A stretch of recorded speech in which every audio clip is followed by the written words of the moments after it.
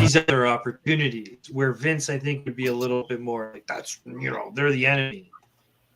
So if in a couple of years it all starts coming together, Brian could do an AEW match, then go do the WWE Hall of Fame, right?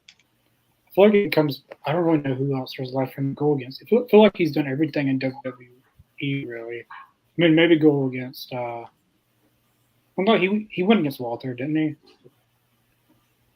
I'm calling Gunther. I'm calling Walter. I'll never call that man Gunther. Here's a random pitch for Daniel Bryan if he goes back to WWE. Give him exactly the give him the Regal role from NXT. Remember back in the day, William Regal was kind of the enforcer of NXT. Give him that exact same role, and then every few months, a big heel, like you can give him an opportunity here and there to wrestle a match. Which I could also see Bryan Danielson signing with the AEW as a coaching role, and maybe one day AEW has their own type of performance center, and that I feel like a coaching job, like a big coaching job, Danielson would take, because I believe even when Jade Cargill was there, that they would train in the afternoon all the way up until the show started. I think even when he's not full time, he's still going to be. He's gonna have something doing. He's gonna have something to do. Oh yeah, there's no way Bryan Danielson is part of a wrestling company and he's not there every day watching and talking. Every day doing something wrestling. May not be in the ring. That's actually a good. That's a weird. Okay, so going to that, New Japan has a training regimen, system. They have their own training system. WWE has their own training system where, you know what I mean, where it's kind of separate system. They have the dojos, they have the performance center. AEW doesn't have that yet, do they? Is that a major flaw AEW has at the moment? Well, they have Dustin Rhodes at school, but it's not really AEW's. It's not sort of built into the system. I know in WWE they'll grab people from the NXT roster every so often, right? Like it's more integrated with their system. Once someone comes up, the major fans know who they are because they've already been shown.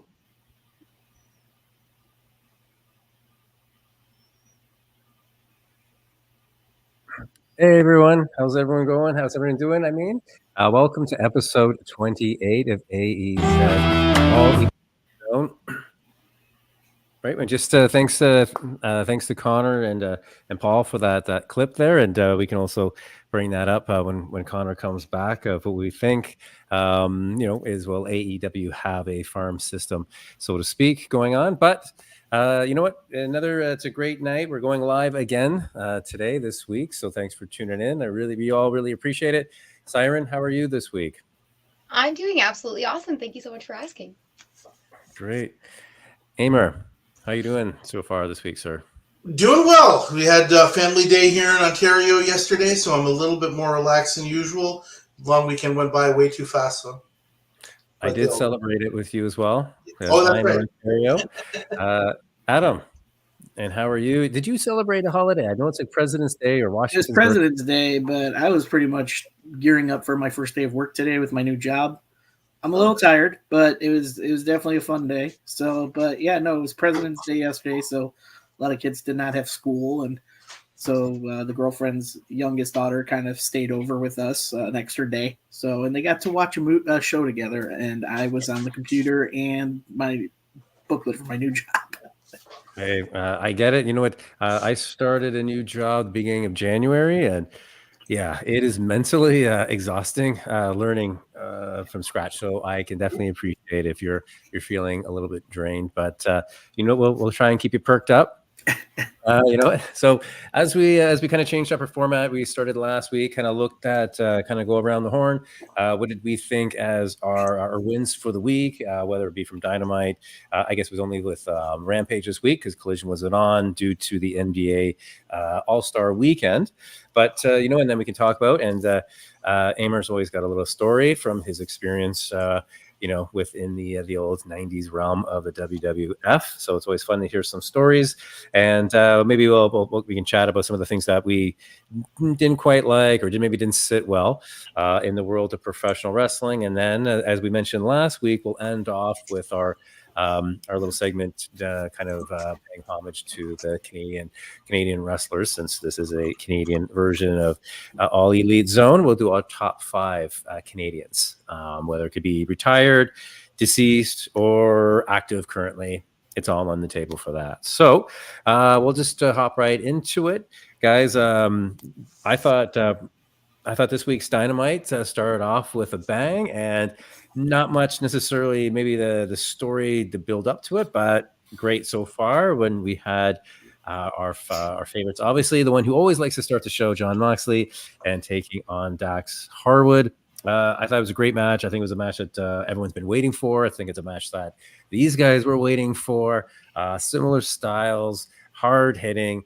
I thought it was great. Siren, what did you think of this matchup? I always love Moxley. I mean, despite what everybody says, I always love Moxley. He's a workhorse. His matches are always fun for me. I love his promos. I think he's great. So I thought it was really good. I mean, FTR and Dax and I don't know. I feel like they've been pushing them really, really hard for a really, really long time. And I think that a lot of the wear out feeling that people are getting with Moxley, I'm kind of getting with FTR. But I do like them as singles, I guess, in more than separately, like Cash and Dax separately more than together. But yeah, good stuff. Yeah, I was going to say, is it a total thumbs up? Or are you kind of like, It's AEW. It's a thumbs up. Amer, what did you think of that? Sorry. It was a win this week? A win for me this week? Or the first match with Moxley and Dax. First match, it was a good match. It was pretty much what I expected. So I certainly don't have any complaints about it. I would say that, it was what I expected. Good work from both of these guys. Right. I can't get quite as excited about what is, relatively speaking, kind of a cold match. But yeah, it was a good match, no doubt. Adam, for you, was this a positive or? Yeah, it was. You know what? It was what it was. It was two guys fighting the show with the hard hitting wrestling. I mean, you've got basically the two brutes in the matchup. And I honestly believe Dax, out of the two, him and Cash, is a better singles wrestler. I do enjoy a lot of Dax's singles matches. He seems to be bringing a lot of old school feeling to a match when it's a singles. But then again, FTR always brings that old school tag team feel to a match when they do a tag match. But there's something about Dax, his look, his attitude, the way he presents himself in the ring with every match he does. I honestly think if FTR does go, their own way, which I don't think they will. I think they're going to finish up together. I don't think they're going to go, singles. But if they did, I think Dax would have a much more successful run than Cash. And that's not a bash on Cash. Mm-hmm. But I do feel that Dax has something about him when it comes to singles matches. Yeah, no, I agree. I think it's nice that they're showcasing that they give enough space for him to show him as a singles competitor. Like you said, he's got a great repertoire, and maybe you just can't maybe have those matches the way he wants to have them. Being in a tag team. So yeah, no, I thought it was good. I am getting a little mocked out. I have to admit, though, I'm starting as soon as I see the screen and the barbed wire go, I'm like, fast forward, and I just start skipping. The whole entrance literally takes 25 minutes of the ring, and it's getting a bit much for me. But anyways, we'll go over to Siren as you're positive, not necessarily in the world of AEW, but if it, and it sounds like it's something similar to the color of Adam's tongue right now. Right? Like, what did you eat, bro? Anyway, I actually have like a whole bunch of little things, but so MLW, I was super excited to see our big blue friend on there. We had the blue beanie, cut a little promo on there with Raven, which was super fun. And I don't know if it's just hearsay or a rumor, but I mean, I'm seeing that QT Marshall might be back with AEW in some sort of back kind of thing. So if anybody out there watching has heard anything else on that, I would love to, because like that would be really great. MLW is good. Yes, Blue Meanie is always entertaining. Thank you, Jason. I agree. And then my AEW thing is I was really super stoked to see Dark Order out there, even if they were out there with Jay Lethal and Jeff Jarrett. And yeah, because I mean, I don't get me wrong, I love Jay Lethal, but Jeff Jarrett really isn't my thing anymore, and I really enjoyed having the Dark Order out there. I love them, and I enjoyed the whole cutter that Uno got off, and I mean, it was great.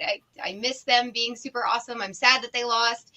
So, but yeah, it was good. It's still positive because I still got to see them on AEW television. So, yeah, it's kind of sad. I mean, when I see the Dark Order, when they pulled in for a match like that one, I mean, they always give a great match and they always are up for the challenge. And then everyone always looks and goes, when they see them in a great match, it's always like, why aren't they on it more? Like, I feel like they just get to a level and then something happens. And then everyone gets excited about them and then something happens. And they just, so I don't know what happens with things. I mean, Brody was there. He made it amazing. And it's a shame that it's not quite there. But I still think there's a lot of good personalities. And the guys, I don't know. So, I mean, that could be another topic for as well, of what your thoughts are. But, Aimer, Aimer, what would you say is a takeaway as a win for you from this week? I really liked the match between Edge, Adam Copeland, and Daniel Garcia. And what do I want to say about this? I hope that it means something in the long run, because that match and what happened within that match can really be a big part of a lot of people's stories. And I really hope that that's what AEW does with it. I hope they don't make it just that Daniel Garcia is part of the Adam Copeland, Kristen Cage story. I would personally like to see Daniel Garcia challenge and possibly win that TNT title, take it out of the picture, and just have it be Adam Copeland and Kristen. It doesn't need a title. There's already a personal issue there. You elevate Garcia by doing that. You keep the other story going, and there's all sorts of other possibilities. That's what I would like to see. But I enjoyed that match. I like what they did with it. I hope they can sustain it. Adam, do you have any comments on this match? Yeah, no, I said it before, and I'll say it again. Daniel Garcia continues to impress me week after week. Starting from that Continental Classic tournament where he really shined in a solo and kind of broke away from 2.0. And, once they got away from the Jericho Appreciation Society and kind of Daniel Garcia kind of became his own, I honestly thought, I was like, this kid's good. I mean, you got to remember he was the Ring of Honor Pure Champion at one point. So that there's something about him that they like. And to see him win a title in AEW, like the TNT Championship, like Aimer said, you're right. Christian and Edge don't need a title to continue their story. But the fact is, you give it to someone fresh, like a Daniel Garcia, who can continue, defending it and kind of bring it up to against other people on the roster, because I said it before, the roster is stacked. So, I mean, you got so many possibilities for Daniel Garcia to defend that title with. But, yeah, I thoroughly enjoyed this match. Siren? I mean, Garcia's already taken down so many people. He's had that story start up and fizzle out for him so many times. If they do it to him again, I'm afraid that they won't be able to start it up again. Like, you know what I mean? Like, they need something, some sort of gratification at the end of this. You know, and I feel like the TNT would be really awesome. Just, yeah, because I initially did not like him at all, and then it was like they would build him up for me. I'd be like, yay, and then he'd make the wrong decision. He'd be like, okay, they can fix this, and he would go back and he'd be like, yay, and they make the wrong decision again. You're like, what the hell, bro? Like, come on, you know. And I feel like if they do that again, I'm just gonna be like, what? You know, but I do love Garcia. He is technically a great wrestler. He's getting infinitely better on the mic. He used to have absolutely no personality. When he talked, he sounded like this, and it really bothered me. But he's so much better now, and I feel like he deserves more. And so, yeah, I really thought that match was cool. Yeah, no, I agree. He's got a bit of a the Daniel Bryan. What happened, remember, in WWE when people got behind him and the whole yes movement. You need to get that investment, the Kofi Kingston. You got to have the underdog that you're rooting for. And then when at the end of the match, you know, when obviously the guys came in and the Patriarch, I was like, oh, okay, I get it also why they set that up, because now it's kind of set up so now they're going to be, you know, there'll be a tag match, right? Now you've got Adam Copeland now has Daniel Garcia as a tag partner potentially, so I can see where that's going. So it is kind of nice that they're kind of taking under the wing. This is I think a great spot for Daniel Garcia to become a total babyface as well. So yeah, we'll see. I think it's a good partner. I think it's it'll be good. I think there's gonna be some good entertaining. I think he matches up well with the Patriarch. I think Daniel Garcia is a good choice for that. So anyways, well, we'll see what happens. But Adam, for you this week, what did you have? Well, first of all, my hat's off to Siren for bringing up MLW, because a couple of my favorite pro wrestlers are over there. Sami Callihan. I love watching Sami Callihan. Obviously, we've got Matt Riddle's over there. Our boy Rocky Romero's over there. So and actually someone we interviewed wrestles over there. Alex Deppen is over in MLW, and we had an interview with him on this podcast, and he's a really cool guy. So hats off for Siren for bringing up MLW, because they're doing amazing things over there. But for me, I'm going to bring up one name, and it might shock some people: Matt Taven. His match against Orange Cassidy by far entertained me, just because of the past history of Tavern's like wrestling history. You know, with everything going on with him in New Japan, and how, you know, a lot of people didn't think he was, you know, built for New Japan, and he was kind of, I believe he injured himself at New Japan and didn't really get the showing that he wanted to, and kind of fell into irrelevancy. But that match kind of brought back his days in Japan wrestling. And just some of the moments in that match, the jump over the top rope into the table was by far the coolest moment I've ever seen. And I didn't think anyone can get that high and get that close to getting both the table and the announce table. But him and Orange just put on a hell of a match. You had your spots with the interference with the Kingdom and, you know, Trent coming out. So, I mean, you had your moments, but by far, I think Matt Tavern has really impressed me, especially from that match, just because I remember watching a lot of his stuff in Impact too. And I've been a big fan of him for a while. So. Solid pick. Yeah, no, that match. Are you guys getting? Again, I've brought this up in past. I think some of the matches, like, oh, it's another Texas death match, just, you know, randomly. Is it getting? Again. It was that match was a good match, but are we overusing these special matches? Shouldn't they just be kept for, like, bring it out once a year, maybe on a pay-per-view? Because when you do a match like that, then it takes away from what Hangman and Swerve did. To me, it's like, keep it, you know, and like, don't do it. I think they're overusing. We don't need thumbtacks every week on Dynamite. We don't need it. Keep those for special occasions. So anyways, that's my take, unless what you guys think on that, if there's overuse. Yeah, see, I'm a little bit different in the sense that I mean, I really enjoy the different types of matches. And that includes like even throwing in your pure matches and stuff like that. Like I really enjoy that. Um and I feel like with the ranking, and a lot of people are like, well, there's less story and stuff, but the variety of matches is there. I don't know. I feel like it's a give and take game, and it offers just a different type of product, right? It's an alternative type of product. And although, I mean, I can see the over, I'm not going to ever say no to thumbtacks. Like, I'm never, ever going to be not entertained by somebody getting up and looking like they have scale mail on their arm. Like I'm never gonna get over that ever. But that's me, you know. What do you guys think? Do you guys think I it's will any overuse? Or? I will say this because I grew up in the era of ECW, and you saw it a lot in that promotion. You saw a lot of tables, you saw a lot of the chairs. You saw that they even had an event with the audience where they had audience bring weapons night in ECW, where they bring the weapons and they would use them throughout the night. And so for me, it's nostalgic, but I kind of do feel like it does get overplayed too much. And it's not to say that I dislike hardcore matches. Like I said, I grew up ECW and the hardcore matches in the Attitude Era of WWF. So I like a hardcore match every now and then. I like a Texas Death Match every now and then. But to have it almost on like a weekly basis is kind of overdrawing it. Even though, like I said, ECW used to do it, but they didn't do it every week.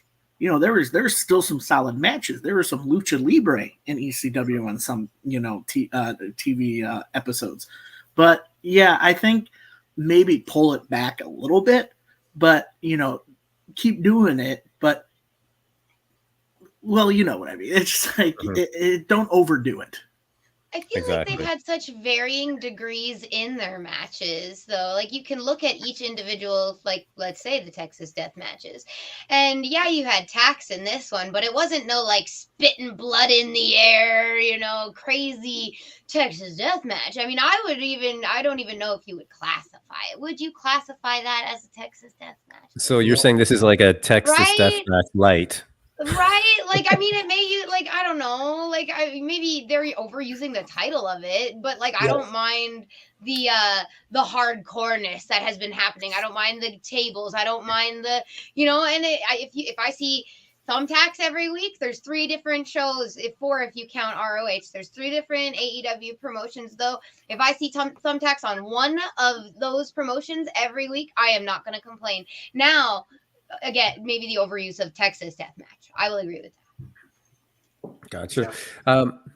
Aimer, any thoughts?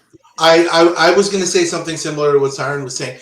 Call it a street fight. Why are you calling it a Texas Death Match? Right? I mean, the thing is, I think Adam was kind of going in this direction is, look, it's like anything else in wrestling or in entertainment or any kind of show.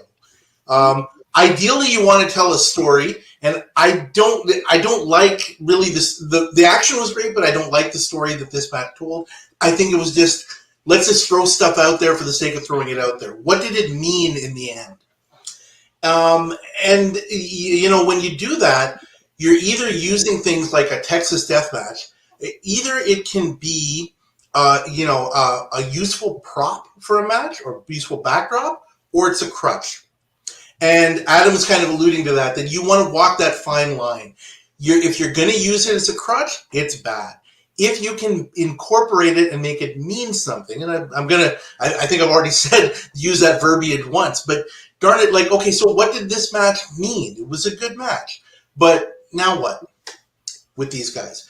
I agree, A for effort. I like what Taven did. I absolutely do. I could have done without some of the risky behavior, but you know what? Whatever. This is what these guys wanted to do. I'm just concerned with how many people are getting injured just in the normal course of everyday wrestling, and I'm getting more and more concerned and worried about that. That was kind of uppermost on my mind. Like, do you have to take these crazy risks? Why? Why can't you just have a wrestling match and show what you can do? So once in a while is great, but using it as a crutch like I feel AEW does, bothers me. I agree. I understand. Like some hardcore people like Siren love it. Okay, no problem. The other thing is you run the risk.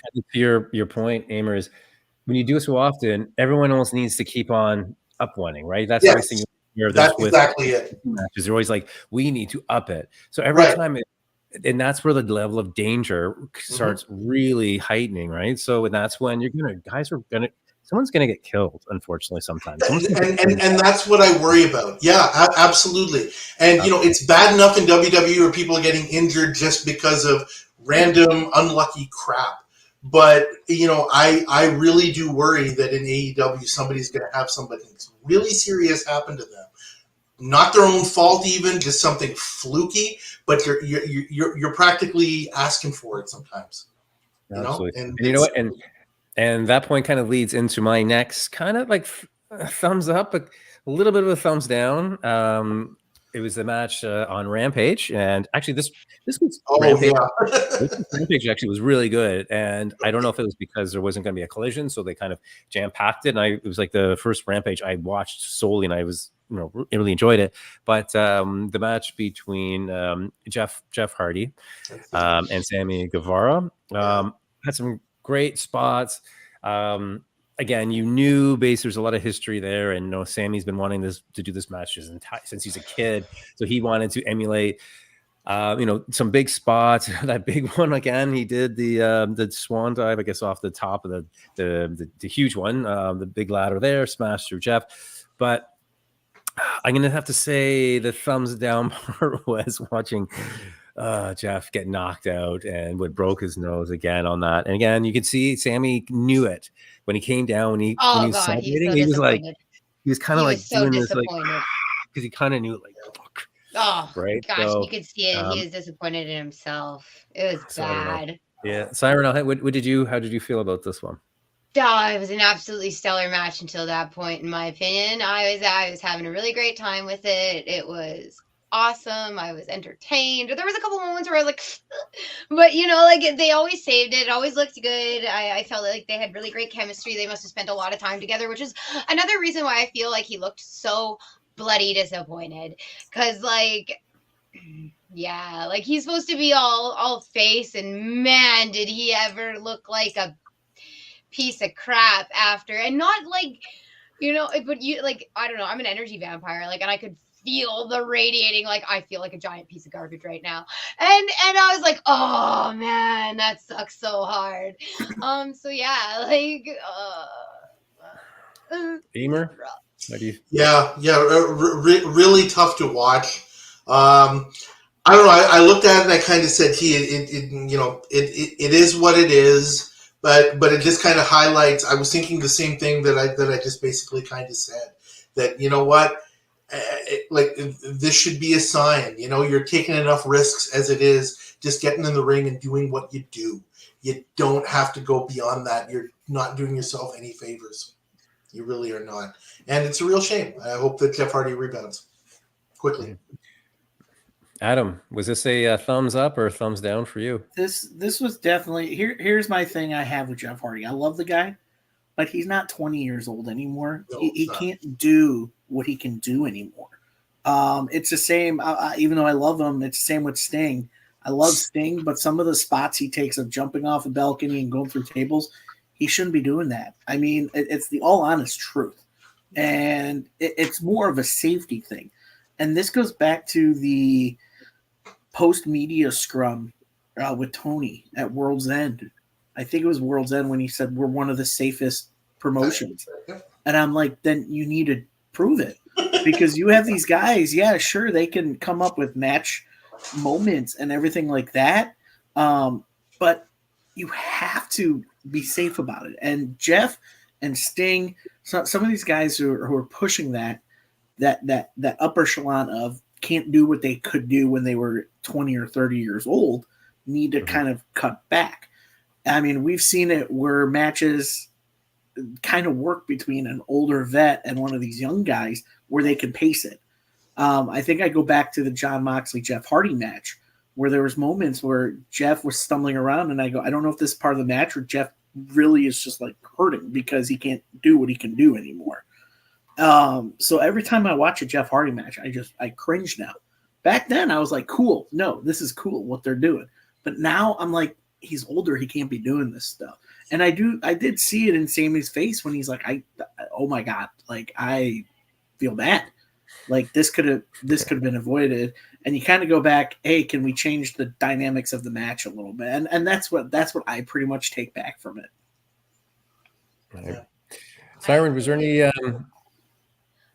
Devin, I agree with Devin in the comments. He shouldn't be used in matches like that all the time, and put him in some singles matches.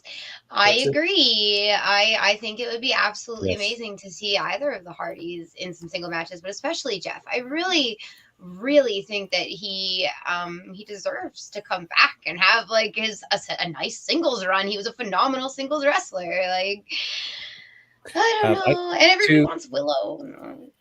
Yeah, you know what? Yes, and Devin, yeah, your point as well.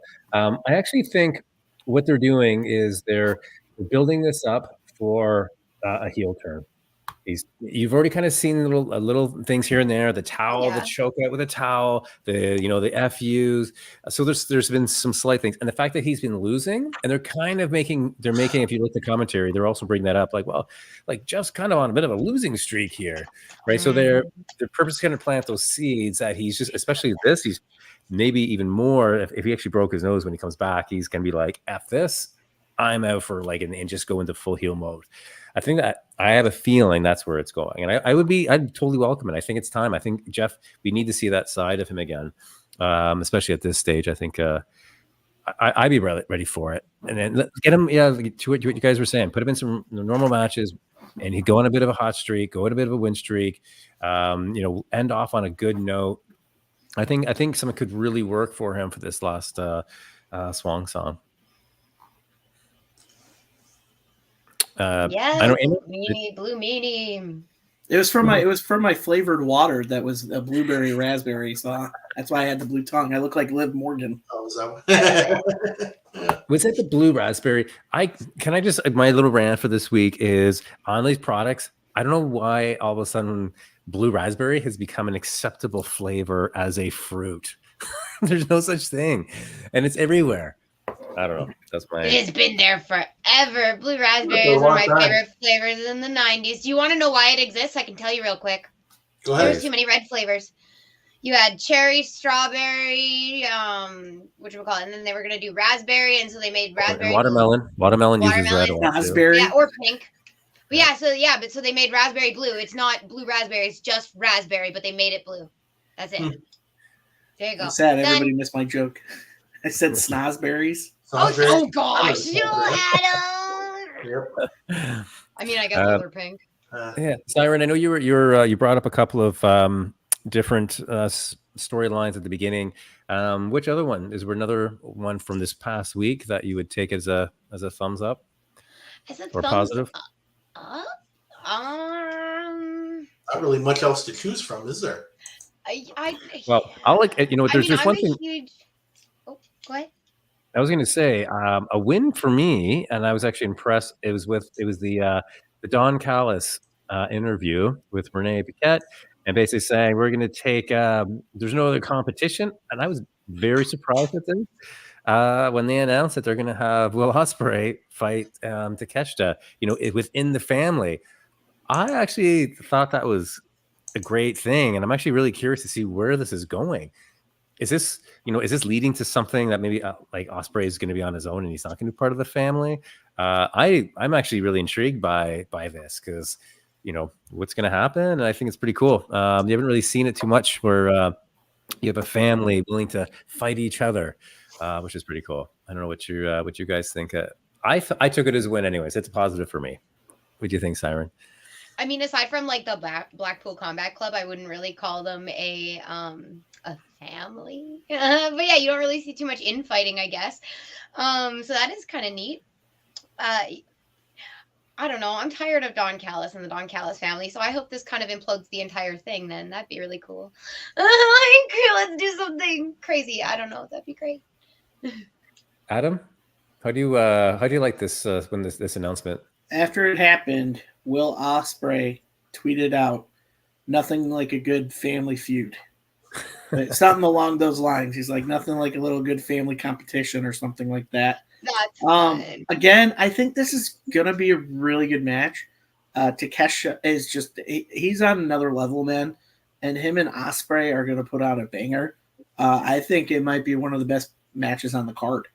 I honestly do. Could be match of the year contender. It could be a contender. I mean, the way that the styles of both guys clash so well.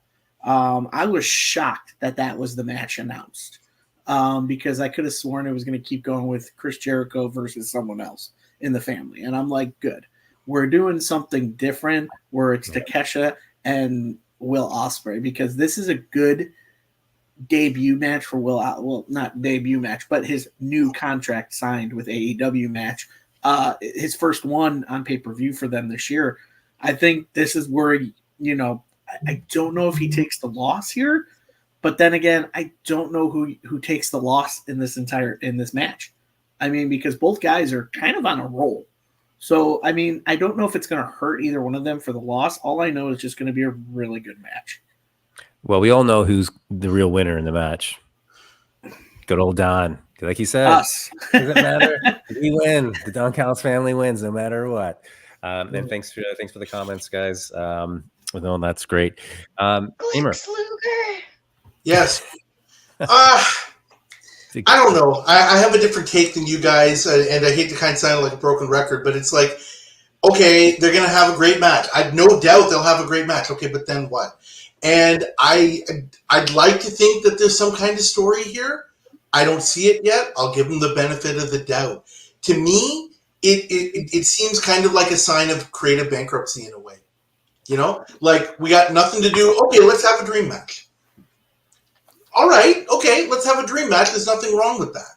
But again, there's useful props and there's crutches, and it just bothers me that this one has to be a crutch in a way. I hope something good comes out of it. My understanding is that Jericho is kind of away from AEW for a while. I don't know whether it's like a Fozzy tour or it is a Fozzy tour, something like that, right? So maybe by necessity they had to pivot. Nothing wrong with pivoting. I just really want it to mean something other than, oh, we're just going to go out there and let's do this so that we have a match of the year candidate. These guys are capable of so much. We all know that, right? Everybody listening and everybody here knows that. This could really mean something, and I really, really hope. I'm hoping against hope that it does. That's just my take on it. You know what? This is to me, this is a WrestleMania quality match. I agree with you, yes. But the bill, it's been said that, nobody ever paid money for a 5-star match. And I actually kind of believe that. People pay money for the build-up to a 5-star match, right? And people will pay for the build-up even to a 3-star match if it means something to them. I really do believe that. So, you know what? Make it mean something, and then watch what happens. Maybe this one, this one's already sold out. Maybe everybody who's going to order the pay-per-view has already ordered it. I don't know. But I don't know. I think there's more here. Siren is going to explode. Go ahead. Tyrannosaurus Glex. Oh.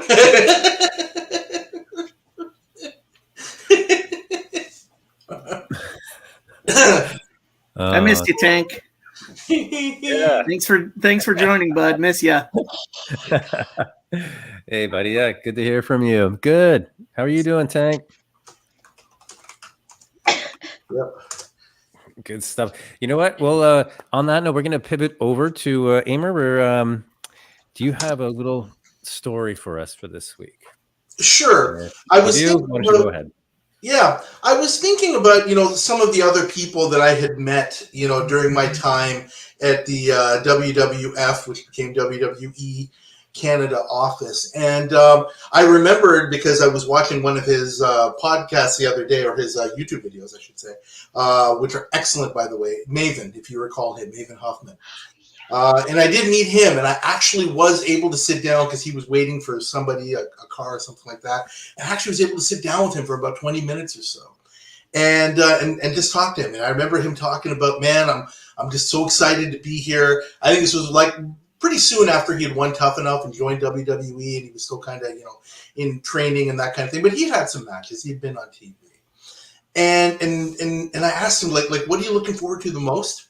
And he said, man, I'm just like a kid in a candy store. What I want to learn is how these guys make a connection with the audience, because that's what it's all about. It's, engaging the crowd. And it kind of ties into, what we've been talking about here. Maddie, I think it was you who had mentioned, the Dark Order, right? These guys come out and they have good matches and stuff like that. But, how come it doesn't go anywhere? And we can say that about so many people. Well, there's just not it. There's just not that connection to the audience. Now, you can put that on the booking. You can put that on the office. You can put that on whatever. But at the end of the day, this was kind of the vibe I got from Maven and a lot of the other guys. I got to do something, right? I can blame other things and other circumstances for what's going on, but it's on me. I got to learn how to make that connection to the audience. We also mentioned Dax Harwood. Dax is a fantastic wrestler. Of course he is. He's one of the best, and FTR is one of the best tag teams out there. But, and they do have a connection with that AEW audience. They didn't in WWE, not so much, right? And I remember hearing a story, and I'm fairly certain that this came from Dax, where I believe he mentioned it was Bruce Pritchard coming to them and said, guys, we got to do something with your characters to engage that audience. And Dax basically responded and said, hey, we're wrestlers. That should be enough. Something to that effect. Obviously, there's, my side, his side, and the truth, right? The somewhere in the middle. And I bet that WWE had a really lame gimmick for them that wouldn't have worked. Sure, that happens a lot. Fine. But you know what? The message was there. Guys, what are you going to do to make that connection to the WWE audience? Didn't happen for them. They went to AEW. I'm sure they're very, very happy there because they just want to be wrestlers. And some people are fine with that. And that's great for them. And I'm happy for them. But you know what? I really think that Dax, on his own, having matches like he did with Moxley this week, maybe he can find a way to develop that connection with the audience. Because I really remember that from that conversation I had with Maven. And he took the most of his chances, I think, for a while. After that, he kind of got stuck in the machine maybe a little bit and didn't have the chance to do it. But that's what I'm looking for. And it's going to feed into our discussion going forward about great Canadian wrestlers. So there's my little story for the week. Because Maven, was he the one who won the Tough Enough? Yes, he was. You know what? I don't know how you guys thought, but I think a lot with the audience, the fact that you just saw these guys, except for the Miz. I know Miz is a bit of an exception to the rule, but even when you kind of watch these normal people go through it and they just become a character, there was something that was missing. I don't think a lot of it the audience could gravitate to, as opposed to just seeing someone and they're already in character. You don't really know the backstory and you just see them for that. Kind of like people just almost think it's a bit lame when you watch and you're like, oh, I know who she really is. I know how she really is. I'm not believing that character. I think it was almost tougher for these people to get into character and be believable because everyone saw all behind, all the way up. I know there's a few exceptions, but there's a few guys that look like they're going to be great and then just that were gone from it. Yeah. So, but yeah, Maven is one. You're right. I just couldn't. I could care less. I know he was good. He's a great athlete, but yeah. And he even admitted it. He made mistakes. He could have worked harder in certain areas, and a lot of it is just kind of timing. And not everybody gets over the way that they want. But you got to try and maximize your minutes. Yeah. Maven's raising money for battered women right now. Yeah, he did last week too. We're not questioning or what he's doing. I know. I'm just putting it out there for anybody watching if they didn't know. Can't say enough good things about that guy. Yeah, he's not doing it for the money. He's doing it to get some stories out there and help other people. And like I said, when I met this guy, I'm like, man, I really hope good things happen for this guy. I remember because he was so genuine, right? And you felt it, that he was such a good guy. Adam, do you remember Maven? Oh yeah, no, his most memorable moment is when he eliminated the Undertaker from the Royal Rumble. Yeah, when he just got called up. But I love his stories on YouTube. His YouTube channel is phenomenal. I just love some of the stories he tells, and I love the fact that he does charity work. I mean, anybody who can take some of their time and just do that, like they've got a place on my list of good people. So I honestly loved Maven. I think some of his hardcore stuff back in the day was so much fun to watch. He was like the R-Truth of that era, and I loved it. That's what I can remember about Maven. Yeah. Well, I mean, that's awesome. The fact that he's using some of his star power to raise awareness or get, help any of these causes. No, that's awesome. And you know what? I should check that out, because if I haven't actually, looked at his YouTube channel. So, yeah, you should. I'm more of a believer, and come over to your side. I encourage everybody to. He's got great stories. He talks about, his recollection of people like Shawn Michaels and The Undertaker and Chris Benoit and all of these people. And, people that he still interacts with to this day, like Devon Dudley and Booker T. And yeah, it's just so genuine. And it's just awesome to listen to. Right. So before we head over to our top 5 Canadian list, just want to bring up and maybe go around the horn, one or two kind of thumbs down. The thumbs down for me this week was Wardlow's squash match. I don't think it was necessary. It's, again, just very typical. We're going back to what Wardlow does. We've seen squash matches from him for the last 3 years. We're kind of done with it. We know he's a powerhouse. We know, like, if he still needs to be showcased after 3-4 years, then, like, I don't know. You got to do something different. I don't know what you guys think. Siren, do you have any opinion on the Wardlow, this squash match and this kind of thing? Or are you... Yeah, I definitely do. I agree with the whole, I'm not with the whole squash match with him anymore. I'm actually done with the whole, and I get that it's probably put back by injuries and whatnot, his storyline, hopefully. Anyway, that is why that the progression has been stunted. But like, I'm really hoping that he just loses his cool soon, because he's essentially going through the exact same thing he's already been through, and I know that I've been over this already, but like, I'm really tired of it. And yeah, so that was definitely a thumbs down for me too, both sides. Adam? What did you, I don't want to upset our American friend on our show, Danny, because she loves Wardlow. I mean, Amer can contest to that, how much he talks about her on the show. But I kind of agree. I feel like this is just a rehash of what he did with MJF and the Pinnacle. Just the only thing I will like that he does is when he looks at himself on the screen, because it makes me laugh. That's and he's like that I like. He's just like flexing. It kind of reminds me of the scene from, I hate to bring it up, but it's one of my favorite movies, American Psycho, with Christian Bale, when he's having a 3-way with some ladies, but he's checking himself out in the mirror while he's doing it. That's what it reminds me of. And I'm like, dude, they should put Wardlow in an American Psycho Patrick Bateman character. That would be great. But yeah, no, I'm so over this whole Wardlow squash match. What does he do? What is he doing in Undisputed Kingdom? He's doing the same thing he did in Pinnacle. The muscle, and it's just a rehash of this. And I think I'm done with it. Yeah, I totally agree. You got, like, that's kind of where I was going with talking about the, my talk with Maven. You got to do something to stand out. You got to do something to make yourself unique. And even that little thing, we talked about Daniel Garcia, it's a silly thing, but just that stupid little dance. Okay, whatever. I call it stupid. I actually kind of like it. I think it's entertaining. It's different. You're trying something different that kind of sets you apart. And that's the beginning of making a connection to the audience, right? You never know what's going to catch fire, right? Not everybody can come out with like an Austin 316 and set the world on fire, but you got to start somewhere and do something, right? And even if Wardlow can do something like that, I actually didn't even notice that. I don't know why. I guess I wasn't paying attention to the match. But you know what? Even if he does that, like just in the middle of the match, I'm just going to stop and I'm just going to admire myself on the screen. There might be something there. You never know. You got to try, And I really think it behooves all these guys in AEW and in WWE. There's a lot of guys in WWE who are just so vanilla. Do something, one thing that makes you stand out. Why should I care about you? This is what I look at now when a guy comes out, a guy or a girl, comes out to the ring. Why should I care about you? Why do I want to watch your match? Seriously.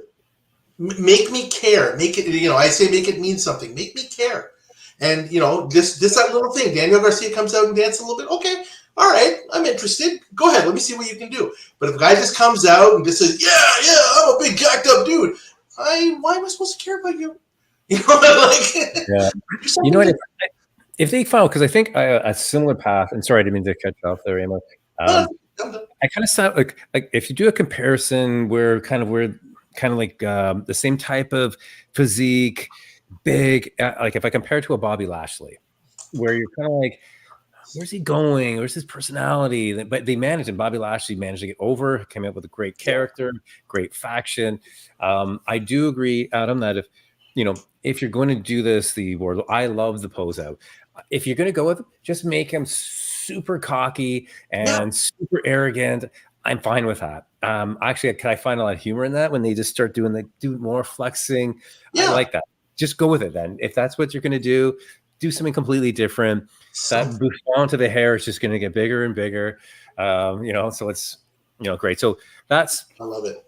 So yeah. So I think that in consensus we're kind of a thumbs down on that. So, but unless can I say one other thing that's a big thumbs down? Really? Yeah. Oh, sorry, go ahead. Nope. Oh, yeah, okay. you guys go. That stupid 12-man tag match on Rampage. Like, come on. I used the words creative bankruptcy earlier. I'm like, come on. Seriously? Like, if you have to do this, it's not even WrestleMania, like an old WrestleMania like we're going to talk about on Thursday, where you had to do it or else the guys wouldn't get a payday. Come on. Anyway, enough said. Like, yeah. Look at Jay. Someone's been posting online. It's like, look at Jay White's face, and they're like zooming in and circling, and it's like, look how unhappy. I know. He's like, I'm in hell, bro. Get me out of here. Right? I feel so bad for Jay. Scissor Gang, right? So.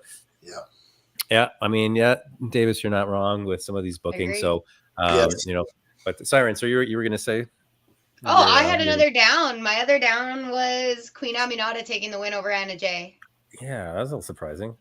That was BS. It was BS. I don't know about that. I mean, I sort of get it, but Queen Aminata has been forever. She's talented enough. Again, you know what it is? It's just all this 50-50 book. Where's it going? What does it mean? Who are you pushing? Who benefited from that in the long run? I don't know. Anna deserved the push. Anna's been getting the push. They've been trying to separate her from what she's been doing. And I think to lose to Queen Aminata, who's also been on a bit of a streak, it's just kind of setting her back. And now she's just spinning her tires again. And you know what? This bitch has been putting in work since day one. Didn't you lose to somebody? Didn't you lose to Ruby or somebody a few weeks ago? I think she did, right? She did. She lost right. So again, you're right. Again, they started her off. Yeah, they started her off, and she got a couple of wins, and she looked good. And then it's like, oh well, it's like. Yes. Yeah, we agree with you, Davis. That's for sure. Adam, did you have any another thumbs down for the week? Yeah, I'm going to agree with Amer here. Not once, but twice did we see Bang Bang Scissor Gang take up airtime on both programs. And I'll be totally honest, I'm not behind this at all. I'm not behind it. I'm hoping, like Amer says, it goes somewhere. Yeah. That one of these groups turns on one another, because it seems like they're not doing anything with it. They're just giving us something that we just want to see. And it started good where these two were trying to come together and battle the Undisputed Kingdom, but now that's not going anywhere. I'm like, I'm over this whole Bang Bang Scissor Gang thing. I don't know. I don't know if it was Billy's idea because he wants one last in AEW. I don't know, but I'm just not a big fan, and I can't get behind because they've done nothing with those trios titles anymore. And now all 6 of them have titles from both promotions. So I need something to happen. Right now, it's just a waste. I mean, if they're going to do something, okay, have Billy, split them up a different way and have, the kids turn on Jay White and join Billy. And then Jay White and the Acclaimed, I guess. I don't know. The craziest Bullet Club of them all. Yeah, absolutely. But you're right. It's just going nowhere. It would be like in WWE if the Street Profits or whatever their new name is said, "Hey, let's join with Karrion Kross and his crew." okay, now what? Right? Right. No, Yeah. I totally agree. It's got to do something quick. It has to. This ridiculous can't keep going on. Either they're going to turn. I have heard. I know. I think it was Mr. Hartgrave brought it up about unifying the 6-man tags. I'm not sure if that was. I think we kind of brought that up, but then I heard someone else say it. But again, I don't know if that's would happen. Do you guys think that that's a possibility that they're going to, combine the belt so there's just one that's going to float back and forth between? You're balancing into WWE territory because they were doing that with the women's tag titles. Basically, they were kind of unifying, and then they did it in NXT where they unified the NXT UK and the NXT women's titles. So I don't think unifying, because there is the plan to keep Ring of Honor as its own thing. And if you take away the titles from Ring of Honor, what is Ring of Honor other than a developmental side of AEW? So I think you don't unify any titles. The only titles that right now that look unified, but technically are on their own, are the 3 that Eddie Kingston are holding. So, and that's hey, whatever happened to the Owen Hart tournament titles? Forget it. That was I like those. So anyways, I know as we're approaching the hour mark of the show, we do want to give a little bit of time to our Canadian content segment, and we put together our top 5. You know what? And it actually was kind of tough. I probably could have done a top 10, but I'll give like a top 5 with maybe an alternate in case someone can't make it to the Mount Mushroom and we have to add someone else in. But you know what? I'll just start off, and then we'll go around, and we'll probably have some similar ones on the list. But I'll go with mine. I have at number 1, I have Roddy Piper. Number 2, I have Bret Hart. Number 3, Owen Hart. Okay. If you're purely just going on wrestling and nothing from outside of the realm, I'm going to go with Chris Benoit. And this was a tough one. Number 5, I almost got to put Kevin Owens. I think he's going to go down as a great Canadian wrestler. And probably my alternate is Rick Martel. He actually, he was AWA champion, Intercontinental champion, tag champion in the WWF. Great character. He created a model, which is great. So we just have to say that. But so that's my top 5. Siren, we'll go over to you for your top 5. Kenny Omega, Adam Copeland, Chris Benoit, Taya Valkyrie, Ethan Page. Wow. Valkyrie, I forgot about that. Valkyrie. I didn't even think of the Ethan Page. He beat MJF. He's beaten MJF for a championship. I mean, he was way back in the Indies, but he's totally took him out. Like, it's not like Ethan Page hasn't put in some work. Not only that, he's been putting in hella work, not just on, like, his actual in-ring and his mic work, but his body as well. I am very impressed with that man, and I see good things in the future. Hell yeah. All right. There was a surprise there for me. Adam?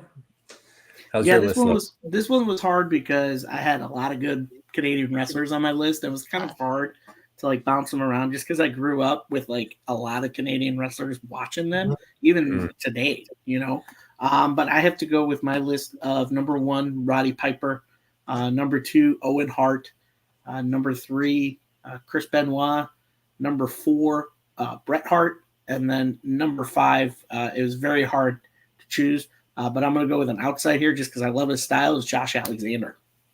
Yeah. That's a good. Yeah. Actually, I did think of Josh. He is very interesting. And then if I had to pick a wild card, I have to go with Ethan Page. Very underutilized. He's like an Owen Hart of our generation right now. That's so underrated that he can really, really go. I mean, if you watch some of his independent stuff, it's just so much fun to watch. Aimer. Okay. I took kind of a different tack with this. And again, I've already kind of used this verbiage. I said, all right, for me, what's a wrestler supposed to do? A wrestler's supposed to make that connection with the audience. So I said, who are my top 5 guys who made a connection to the audience? Number 1 has to be Roddy Piper. You could not ignore him. You loved him. You hated him. Whatever, but you couldn't, ignore him.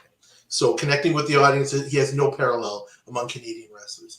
Number 2, I would go with Adam Copeland, just because he was able to have a sustained run, in multiple roles, face, heel, different kind of characters for a sustained amount of time. Too bad he lost like a decade. Number 3, I'd go with Bret Hart. I've given a lot of thought to how exactly did Bret Hart, who was so focused on being a technical wrestler, make that connection with the audience. And again, he's a perfect example of what I was talking about with some of these AEW wrestlers. Just little things, giving a kid his sunglasses, just little things like that. Just the pose, just, nothing special. You don't have to do a ridiculously over-the-top stuff. Bret made it happen. And so he's number 3 on my list. Number 4, I was kind of torn about this, but I said, Chris Jericho. He's been able to reinvent himself, and connecting with the audience, he's found ways to do it. You can't ignore the guy. Number 5, I'm going to go with Christian. Because Christian has kind of had the same thing. He's kind of been in Ed's shadow, for a lot of things, but he broke away and he did things in TNA and he did things elsewhere, right? And look at what he's doing now. And again, that ability to connect with the audience. I am sure that if Owen and Benoit had lived longer, they might be on this list. Owen certainly would. The other people, I said Kenny Omega. Yes, Kenny Omega is a tremendous wrestler. I agree with Siren. But he connects with that niche audience. He hasn't found it yet, and I don't even know if he's really that interested to do it. Maybe he's comfortable with the position that he's in, but he doesn't make my list because of that. It's the only reason. And I think that Owens and maybe even Sami Zayn, before things are done for their careers, they're going to be worthy of consideration on this list. That was my top 10 that I had. Wildcard, Trish Stratus. Don't forget her. Oh. Yeah. I forgot. No, that's great. And thanks. There's some great picks there in the chat as well. Thanks, guys, for that. You know what? It's all great picks. And you know what? We could definitely do a top 10, no problem. But I just want to give of the Canadians who have made the best heels is the Quebecers, meaning the French make the best heel Canadians. You had Rick Martel as a model, huge hated. And then you had the Rougeaus. With their gimmick, and I got to give an honorable mention to Dino Bravo. He's it's easy to hate French Canadians, dude. It is. That's reality. That's wrestling reflecting some reality somewhat. I know I have a lot of French Canadian friends, and they admit it. They're like, "Yeah, we're really easy to hate." Yep. And then you got Kevin Owens. Kevin Owens can be a massive heel. Yep. And then there's who is the pirate? It's like Saint Pierre. Pierre PCO, Pierre Carl Ouellet. Is that the one that used to be the pirate, and he was one of the Mounties? Remember, he teamed up. Yeah. PCO was one of the Mounties for a while. They were the Quebecers. That was PCO. Yeah, PCO was there for a while. Yeah, PCO. Yeah, he was. Yeah, we actually went over it on our WrestleMania review last week. That he was one of the original Quebecers in WWE. I was lurking your guys' chat that week, but I had no volume. That's crazy. Well, that's awesome. You know what? Well, that wraps up. Unless anyone wants to mention any other honorable mentions to any Canadians that we haven't mentioned so far, that besides Canada's greatest athlete, we forgot Iron Mike Sharp. Somebody pointed out, Iron Mike Sharp. I love the Bruce Prichard stories about him, about how he would shower for hours after a show. And one time he got locked in the building because he was just showering for so long. And he had to call and say, "Somebody open the door, let me out." Yeah. Oh, that's awesome. Well, you know what? We just come up to just under our 1 hour and 10 minutes show. That was great. Very entertaining. I'm also surprised nobody said Rocky Johnson. Yeah, actually. I'm shocked that nobody mentioned him. Because he was born in Nova Scotia. It would have been top 10. I mean, I don't think he would have been top 10. I think most of our memories don't stretch back that far. I didn't really see Rocky Johnson in action. So yeah, we kind of a neat list to do a top 10 of wrestlers that you forgot were actually Canadian. That'd be an interesting list. Yeah, that's a solid list. Oh, there's Connor's come in with his Piper, Benoit, Hart, Edge, and PD Williams. Okay. And wild card Ethan Page. Well, you guys, I'm actually impressed. He didn't even cross my mind when I was doing Most people this. don't know him, but he's so no. But props up to Hamilton's own. We got Iron Mike from Hamilton. We got Ethan Page. So that's wrestling country for sure. But again, shout out, thanks to God, guys. I appreciate it. Awesome. Siren, Adam, Amer, and Connor. I know you hurt yourself tonight. Couldn't be on the show. So I hope you're feeling better, and we'll see you all next week. But great show. Thanks, everyone, to tune in. And again, to all your friends and family, and like and subscribe. And we'd love to hear from you. So thanks again. Thanks, guys. Thanks, Take everyone. care. See you guys.